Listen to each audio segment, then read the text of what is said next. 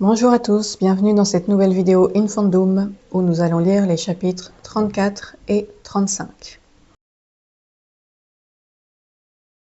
La demeure de Rueil-Malmaison s'est délestée de ses scintillantes décorations de Noël et Anne n'aperçoit pas la voiture de sport de Thomas en parvenant à hauteur du portail. Elle hésite néanmoins à engager sa Peugeot dans l'allée, puis choisit finalement de se garer dans la rue. Sa sœur apparaît sur le palier au moment où elle claque la portière. « Tu peux prendre la place de Thomas, il est parti en week-end avec des collègues. »« Ah, tu ne me l'avais pas dit ? Je l'ai appris en dernière minute, comme souvent. » Soulagement et déception se disputent le cœur d'Anne. Elle voulait profiter de son passage pour tenter de sonder l'esprit du jeune homme, mais redoutait également de se confronter à lui. Le destin lui facilite la tâche pour cette fois. En week-end avec des collègues. Si on trouve une nouvelle fillette étranglée la semaine prochaine, il n'y aura plus aucun doute à avoir. Mieux vaut cependant éviter de souhaiter la mort d'une innocente. Il y aura d'autres occasions de confondre Thomas, en particulier si Anne parvient à faire ce pourquoi elle compte passer 2 jours dans ce lieu honni. Héloïse est encore plus resplendissante qu'au réveillon de Noël, à tel point que sa sœur éprouve un douloureux élan de jalousie en contemplant sa silhouette galbée, ses magnifiques cheveux et son visage de déesse. Cette soi-disant jumelle la rejoint au portail pour l'embrasser avec chaleur. Elle rayonne d'une bonne humeur assez surprenante en comparaison de la fureur qui l'animait au téléphone quelques semaines plus tôt. Anne aborde le sujet d'un ton prudent. « L'absence de Thomas n'a pas l'air de te contrarier ? » Les choses se sont arrangées entre nous. Il s'est excusé pour son attitude et s'est montré beaucoup plus affectueux depuis notre dispute. Il a même demandé mon autorisation pour partir ce week-end. Le pauvre avait l'air si penaud que j'ai décidé de lui accorder cette faveur. Héloïse s'esclaffe à ce souvenir tandis qu'elle accompagne sa sœur à l'intérieur de la maison. Celle-ci doute fort, néanmoins, que les remords du jeune homme soient liés à sa petite amie. Il a peur. Tuer la fillette du mois dernier au même endroit que celle de février était une grave erreur. Ses pulsions augmentent et il commence à perdre le contrôle. On ne doit pas juger sans preuve, Anne le sait bien. Il lui devient pourtant difficile de considérer Thomas autrement que comme l'assassin. Des frissons la parcourent lorsqu'elle pénètre chez lui et traverse le salon imprégné de sa présence malfaisante. Elle comprend maintenant que la désagréable impression ressentie lors de sa première visite n'était pas due à l'atmosphère trop sophistiquée de la demeure, mais à l'aura de mort qui y plane, lourde et nocive. Comment diable Héloïse peut-elle ne rien percevoir ? Son amour pour Thomas aurait-il inhibé sa clairvoyance de sorcière ? Il faut croire que oui. Sa démarche est pleine de gaieté lorsqu'elle ramène des boissons. Ton nouveau travail aux eaux se passe toujours bien ? Oui, c'est super. Je suis vraiment heureuse pour toi, Anne. Tu mérites ce bonheur après tout ce que tu as traversé. Oui, bon, ne dramatisons rien. Tu dois beaucoup fréquenter Cassandre maintenant que tu bosses au même endroit qu'elle. Inutile de t'inquiéter, je ne suis pas sous son emprise ni quoi que ce soit. Je veux juste m'assurer qu'elle ne gâche pas tout. Qu'est-ce qu'elle t'a fait pour que tu la détestes à ce point ? Je ne la déteste pas. Mais je ne l'aime pas non plus. Vous ne vous êtes plus revus depuis 20 ans. Tu ne peux pas la juger en te basant sur des souvenirs de l'école primaire. Héloïse évacue cette remarque en changeant de sujet. Je me rends compte que tu n'as jamais visité la maison en entier. Viens, on va faire le tour et je te montrerai la chambre où tu vas dormir. Les jumelles montent à l'étage pour passer en revue chacune des pièces. Anne écoute distraitement les commentaires de sa sœur qu'elle ponctue de hochements de tête et de « Oh, ah oui, très joli », jusqu'à découvrir la chambre à coucher du couple. Son attention se focalise aussitôt sur le lit et sa main effleure le talisman qu'elle a glissé dans sa poche de pantalon. Elle doit le placer à l'endroit exact où dort Thomas pour optimiser ses chances de succès. Le meuble est encadré par 2 tables de chevet et Anne remarque sur celle de gauche une biographie de stars du cinéma, typiquement le genre de lecture dont Héloïse raffole. Thomas se couche donc de l'autre côté. Cette information en tête, la sorcière complimente sa sœur sur la décoration, puis redescend avec elle au salon. Aucune occasion de cacher le talisman ne se présente au cours des heures qui suivent, car Héloïse ne quitte pas sa jumelle une minute. Celle-ci refoule tant bien que mal la tentation de tout avouer, embarrassée d'effectuer des rituels en cachette, mais convaincue qu'il est encore trop tôt pour parler de ses soupçons. La tête de Père Noël éborgnée passe la nuit au fond de sa poche. Le lendemain, les 2 sœurs quittent la maison puis se rendent vers une station de RER afin de rejoindre Paris. Elles ont décidé de jouer les touristes en cette belle journée d'automne et de se promener à Montmartre. Anne se laisse gagner par la mélancolie en retrouvant l'atmosphère familière de la capitale où elle a fait ses études. Une plaque de rue attire son attention sur le trajet vers le Sacré-Cœur.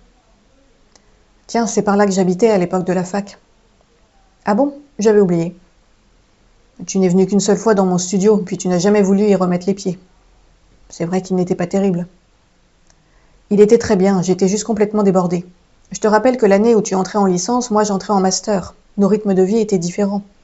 Je voulais une mention très bien et j'étais devenue assez populaire, donc sollicitée en permanence. Un silence s'étire plusieurs secondes après ces justifications quelque peu discutables. Héloïse finit par avouer « J'étais gênée, en fait. Je ne savais plus comment me comporter en ta présence. J'avais peur. » Peur de quoi? De ce qui t'était arrivé, je suppose. Pudique manière d'évoquer un internement en hôpital psychiatrique. Anne garde les yeux rivés au trottoir pour formuler sa réponse. C'était compliqué pour moi aussi de te revoir alors que tu étais plus avancée dans tes études et que tu avais plein d'amis. Je n'ai jamais osé te demander de m'inviter tant je craignais d'avoir l'air ridicule devant tes colocataires. C'est du passé, heureusement. Mais tu comprends pourquoi j'ai mal réagi l'année dernière quand tu m'as annoncé t'intéresser au monde derrière l'obscurité. Je ne veux pas qu'on retombe dans ce cauchemar qui a failli ruiner nos vies. Ma vie, tu veux dire. Tu n'as jamais été directement affectée. Tu rigoles? Qui est-ce qui se réveillait toutes les nuits au son de tes hurlements et qui essayait de te calmer pendant que nos parents appelaient les urgences? Tu crois que ça ne m'affectait pas de te voir en pleine crise de terreur, persuadée que des serpents voulaient t'étouffer dans ton sommeil? C'est bon, arrête. Tu crois que je n'ai pas été traumatisée la nuit où tu as tenté de te jeter par la fenêtre pour leur échapper? Que je n'ai pas pleuré quand les médecins ont annoncé que tu ne reviendrais pas à la maison? Arrête! Non, c'est à toi d'arrêter. Tu dois renoncer à tout ça, spectre, phobie et le reste. Suis mon exemple et garde ces choses enfermées à double tour dans une boîte enterrée au fond de ton esprit. N'y pense plus. Ce n'est pas aussi simple. Trouve-toi un autre centre d'intérêt. Pour moi, c'était les études. En me fixant des objectifs de réussite élevés et en me focalisant à fond sur mes révisions, j'ai réussi à tenir les ténèbres à distance. C'est grâce aux efforts consentis à l'époque que j'ai pu me construire une belle vie. Une belle vie, laisse-moi rire, tu sors avec un... Un quoi? Rien. Un salaud, c'est ce que tu allais dire? Écoute, je n'ai pas envie de me disputer. Est-ce qu'on pourrait juste aller déjeuner sans se prendre la tête? D'accord, restons-en là. Oh, regarde, voilà le Sacré-Cœur. La lumière est super jolie, je vais prendre une photo. L'occasion se présente enfin juste après leur retour à Rueil-Malmaison. Héloïse reçoit un appel de Thomas et s'isole dans la bibliothèque. Sa sœur en profite pour gagner la chambre du couple puis se glisser sous le lit. Elle coince le talisman rempli de venin entre le matelas et une latte du côté droit, puis se rend à la chambre d'amis pour faire sa valise. Sa jumelle la rejoint bientôt et l'aide dans ses derniers préparatifs. Toutes deux se quittent sans animosité. Anne se surprend à n'éprouver aucun sentiment de culpabilité en songeant au mauvais tour qu'elle vient de jouer à Héloïse. Pire encore, la perspective de faire voler en éclats son monde trop parfait lui inspire une sournoise satisfaction.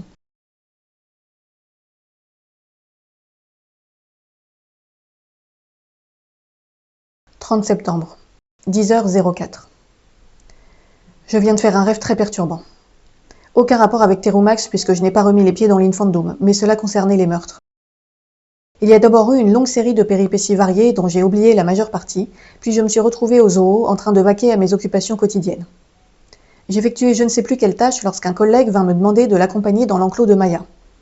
J'avais en effet réalisé un enrichissement alimentaire inédit en lui offrant une proie vivante, et il voulait qu'on vérifie si elle l'avait capturée. Nous entrâmes donc dans l'enclos. Je suppose que Maya était dans sa loge, et commençâmes à inspecter les lieux. Alors que je longeais le bassin, une odeur immonde me prit à la gorge. Il est exceptionnel que je perçoive des odeurs dans mes rêves, et celle-ci était reconnaissable entre toutes. Une charogne.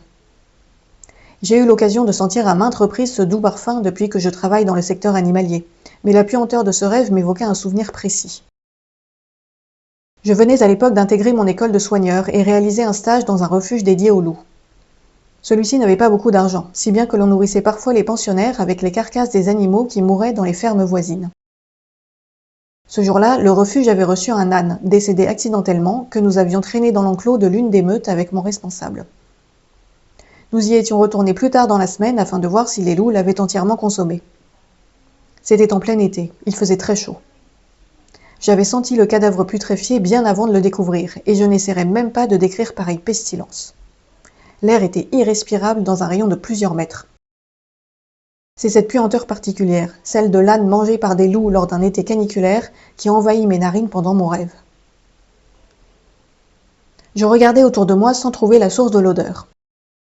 Mon collègue proposa alors de rejoindre une partie de l'enclos que nous n'avions pas encore inspectée. Son intuition était bonne puisque la carcasse de la proie gisait là, derrière la structure en tronc d'arbre qui sert de perchoir à Maya.